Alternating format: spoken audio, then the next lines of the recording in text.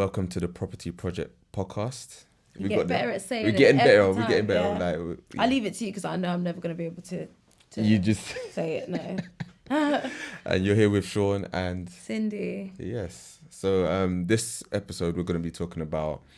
So we were originally going to be talking about SA disasters, so service accommodation disasters, but we thought we'd change it and kind of talk about the security measures that we've taken as a result of the disasters that we've kind of gone through. Because I could explain the disasters, but you know what? So many people have probably been through so many different types of disasters. So more of these security measures that we've taken from the disaster, there's SA disasters that we've had, because so many people have disasters.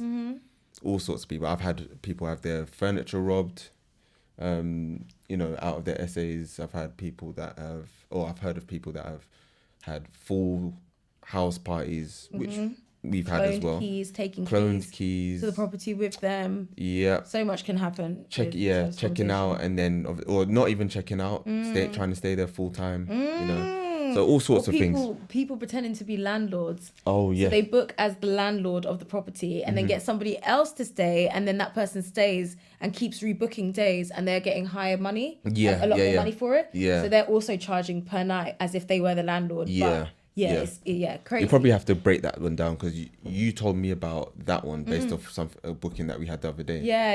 And you kind of had to teach me about that, because I was like, what are you talking about? Yeah, but then it made sense, and I don't know, is it illegal? I guess it depends on how you present yourself to that other, to an extent, because you've put your ID down to say that you are the person who is booking. And if you're not the person who's booking, then that you shouldn't be putting your ID down. You can book for somebody else, but you need to be clear in saying that when you book. It is illegal, and also we don't know what you're doing in the property, so if you've booked with the intention to then rent it out, you're subletting, essentially. Which is now not legal, because we don't know. We have no contact with the person who's staying in there. We don't know who's staying in there and why they're even using the properties.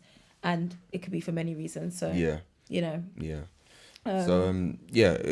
going on to the security measures that we use. So what type of security measures are there? Well, I think even before we get into that is why we use security. Okay. Because I think we've spoken about some of the things that can happen, but they happen because of security not being in place. Now, you can have all the security in place as well, but still have these issues. So that's normal, because humans will be humans, and some humans don't have respect for other people's properties. And so certain things could still happen. But in order to avoid 90% of the disasters, you want to have security measures for reasons like people having house parties, or in case you get a complaint from the neighbour that there's always noise, you want evidence that actually there isn't always noise. It kind of prepares you to be able to deal with those situations, because those situations, you're never going to get rid of them 100%. But you want to minimize. You want to minimize and prepare yourself in the best way. So that when they do come up, you're just like, actually, this is how I'm going to deal with it, because I've got all the information that I need in order to back myself up, and then also be able to know that I'm acting almost legally, or in accordance with, like, say, health and safety and things like that. Do you know what I mean? In accordance. I know I'm doing good with these big words. You are. The fact that's a big word to me says it all, really. But but it is what it is. But I think security is one of the most important things prior to even allowing your property to go live. And by live, I mean you listing it on the booking platforms. We speak mostly about Airbnb and booking.com because they're the most known, but there's also Verbo. There's Verbo, there is... what's it called? TripAdvisor. There's so many different ones, but they're small, because you've got like Google Homes. You got so many others, but we TripAdvisor, all those little ones that people hardly book through. I've never gone to TripAdvisor to look for somewhere to stay. I actually used to, not to anymore. Look for somewhere to stay. Yeah. Wow, fair enough. I've only gone there for reviews. I've only gone there for reviews. I've never booked. Yeah. So but again, you've got Airbnb and Booking.com are the main ones, and then you've got Verbo, which is a branch off of Expedia. Oh, I never knew that. Yeah. Okay. So Expedia focus more on hotels. Verbo is more for the, again, people's apartments and homes and houses and whatever. Check you. Yeah, man. With the knowledge. Something like Yeah. So again, firsthand, we can actually say why it's important to have security set up in the property, and why we take it so seriously, and like why we have that before we even list our properties online. And we always put in the listing that we have these things in place to kind of deter the people who don't want to stay there with good intentions. We obviously don't allow house parties. If you've listened to our previous podcast, we focus more on business clients and building relationships with companies that could stay there mid to long term. It's more profitable that way, but also it provides us like peace of mind and more security. That's not to say companies still sometimes don't act correct. But mainly we get a better response from companies. But even with companies, if someone doesn't act correct, you still have someone who you can hold accountable.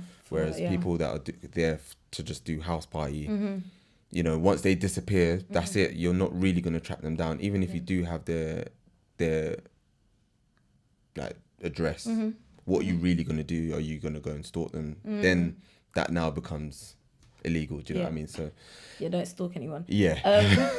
But yeah, I mean, I think one of the examples that we can give where we've had an SA disaster is one of our Reading properties. Well, two of our Reading properties, actually. So this was at the very beginning as well. No, it wasn't even very beginning, really. It was like maybe 4 months in, which is still early on in your property journey when you're still kind of learning about listings, so we've how to generate, how to use the profit wisely, how to organize the income from the properties, all of that kind of stuff. It's still quite early on.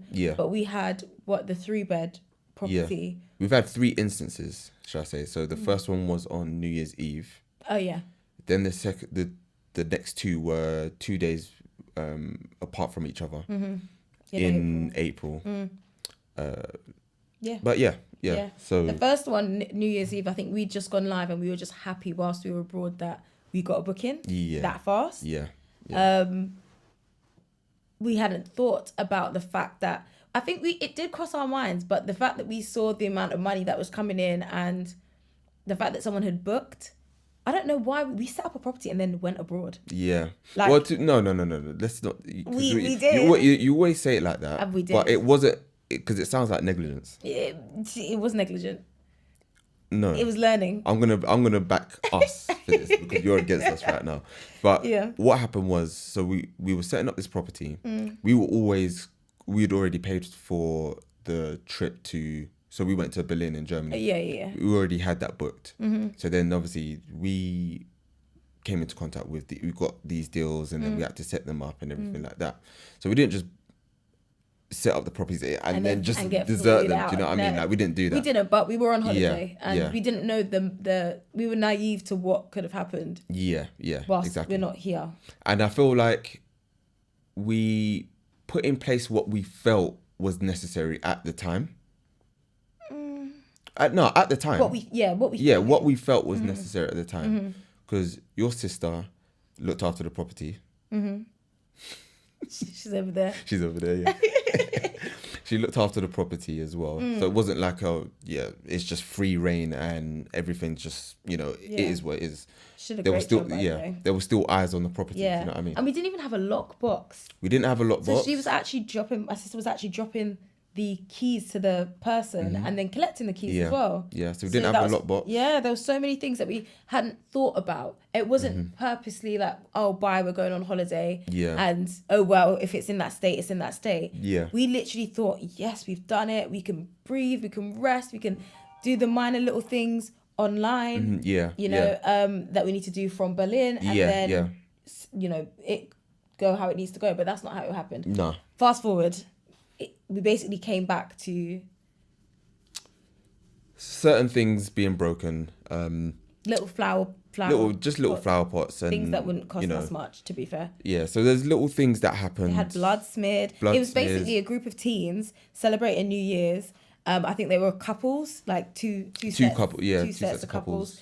One trying to impress the other, and stuff like that. Whatever the dynamic, don't care. But the fact was, they were trying to have a good time, and By doing that, they posted, listen, I am a social worker. And I think no matter whether or not I do this job for life, I will always be a social Certain worker and have that skills instinct. that you just yes, have. that's just a skill. I feel like with social work, you're allowed to be a stalker without being penalized for it. You are supposed to find out information. You are supposed to, by any means, by any means necessary. You want that evidence. Do you know what I mean? So when we found out that they kind of destroyed the property, I mean, the girl was actually really, really nice. She was very panicked. She was still quite young, and they ended up paying a fee.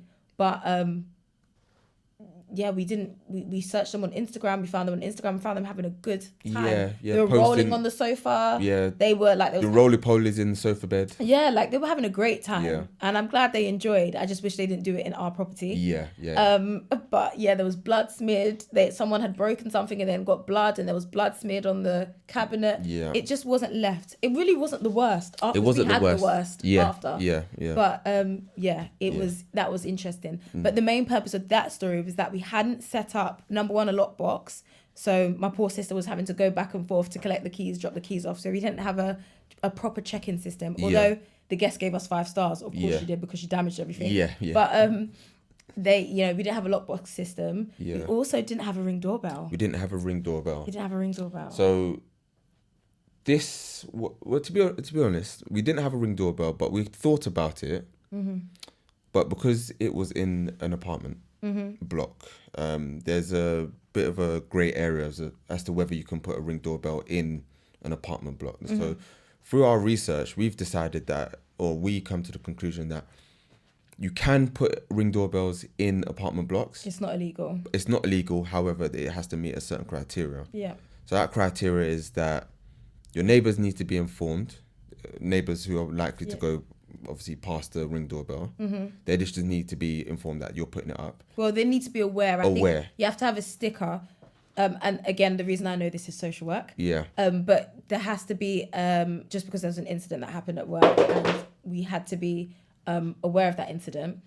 But you have to have like the sticker that says ring doorbell in play, basically, and for people clearly for it to be displayed on your door. You don't necessarily have to post a letter and be like, I'm going to put up a ring doorbell. There just needs to be something displayed on your door. You should, by good practice, get consent, but we understand not everybody's friends with their neighbours, and it'd be awkward to knock and be like, I'm putting a camera outside my door.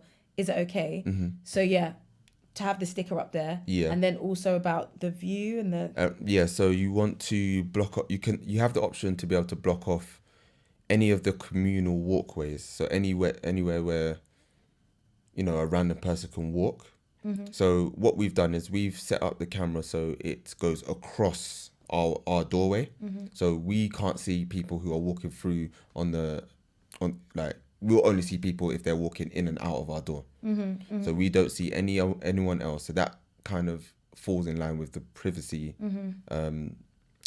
circumstance that they needed. So it has to be a cut-off frame. So you should only be able to see your door, nothing else. You can't then have it on somebody else's door. You can't have it on the communal spaces, nothing like that. You can only have it on your door, focused on your door. And that's really important, because otherwise you go against some sort of like data, what's that thing? GDPR. That's it. So that's really key. But we didn't have a ring doorbell at the time. We also didn't have a minute sensor. And we're going to tag all these things as well so that you guys know where we've got these pieces of tech from. So a minute sensor is a sensor that basically senses. It will be able to tell you how many people are in the proproperty. Based on their phone. Based on their all their phones. Anybody who's trying to do dodgy stuff in apartments, don't listen to this bit. Because it's probably going to give you ideas. But so it can tell you how many people are in the property, what the noise levels are. It can act as a security alarm. It can even tell you if there's potential of damp in the property because the moisture in the air is higher than the normal levels. It can tell you what else? Smoking, if there's smoking in the property. What else can it tell you? Noise level? I said that. Okay. So it'll give you warnings if the guests are being too loud. Again, crowd prevention. So if there's too many phones that are connected to or in the vicinity of that Wi-Fi that it's connected to, it will say, all right, there's like 20 phones here, but only 2 people are supposed to be staying here. Why is that the case? Yeah. And it will tell you It won't necessarily say there's a party going on, but it'll say it seems like there's a crowd developing in that area. Warning. Yeah, warning. But I think we didn't have those. We didn't have those. So I think that's how that disaster happened. We didn't have also. So we use security deposits. So we now use a channel manager called Uplisting. Should we get onto that afterwards? We do the sorry. Yeah, I'm going ahead of myself. My bad.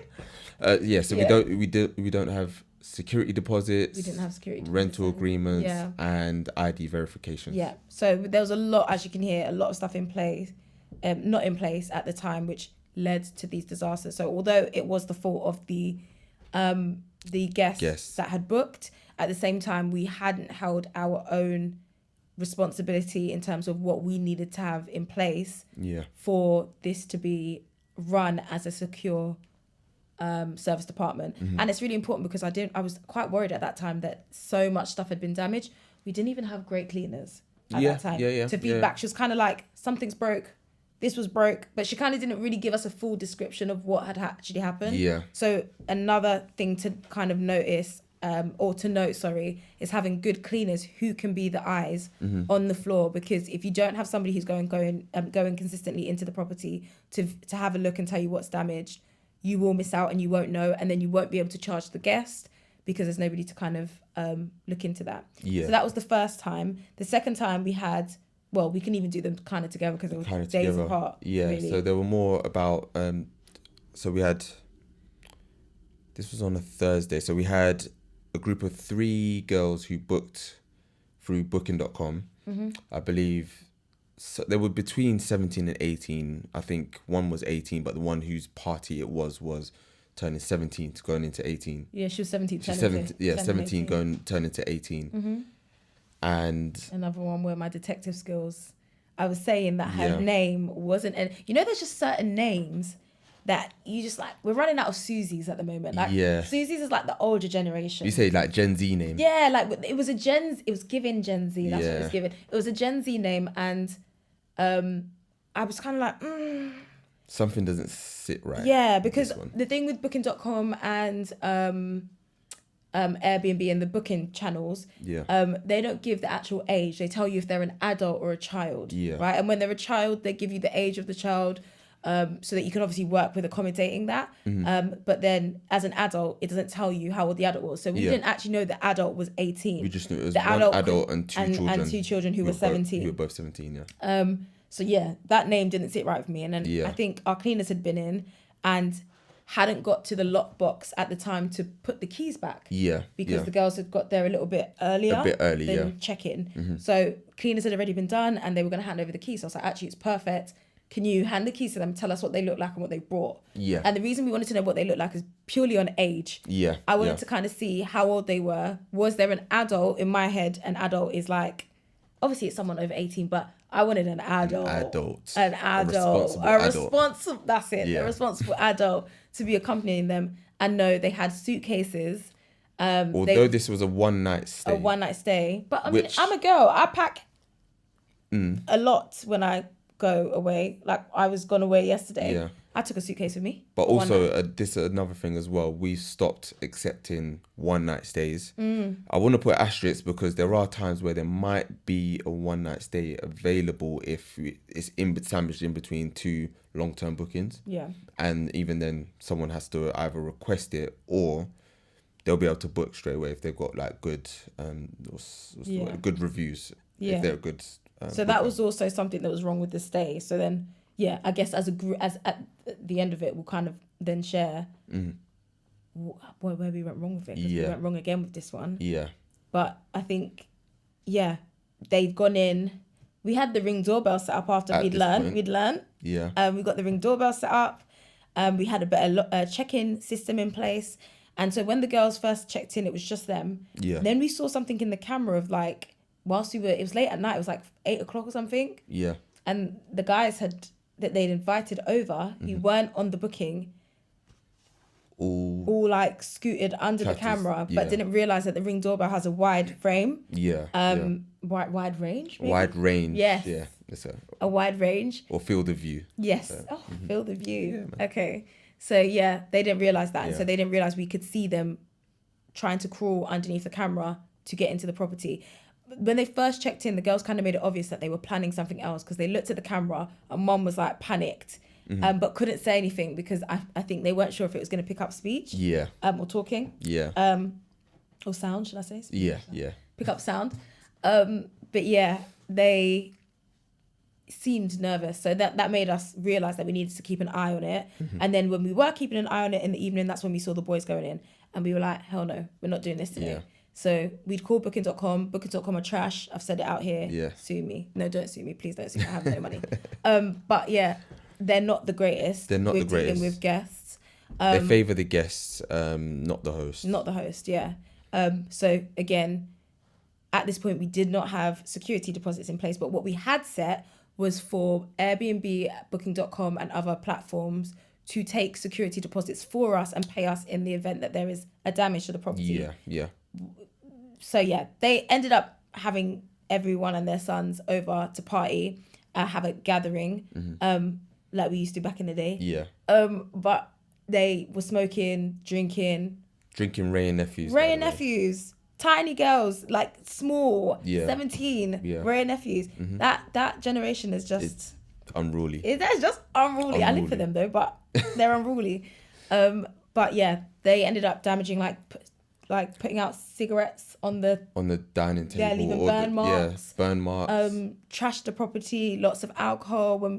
Yeah, it was bad. We went there that day anyway to kick them out. But Sean wanted them out of the property for good reason. They damaged the property, but I was like, well, they're young. How are they going to get home? They're all Londoners.